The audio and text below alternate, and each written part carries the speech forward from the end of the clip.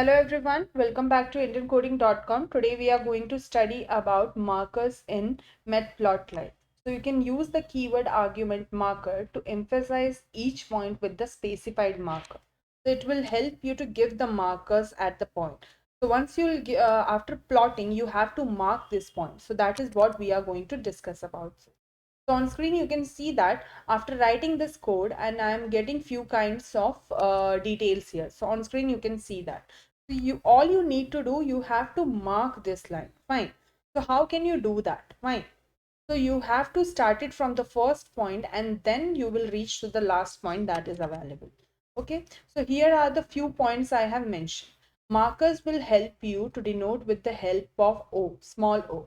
So it will provide you the points and all you need to do, you need to just connect those points. There is another way to do that is the star one. Okay. Star will also help you to connect those points. Okay. So with the help of star, what is going to happen actually, when you're writing the star there, all you need to do, it will two lines sort of make our compiler able to draw. So these are the few kinds of terms that are available. Okay. And line color is also there that will help you to circle. For example, it will give you the particular color for your point. Okay. So if you're mentioning going to give you any color, so it will help you to do that with the help of that. So that is what all these terms means. These are the few kinds of marker that are available, and their description is also available here. Fine.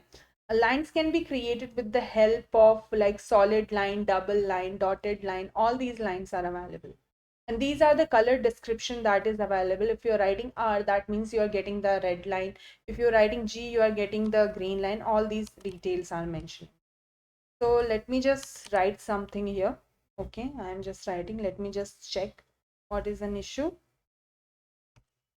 Let me correct it.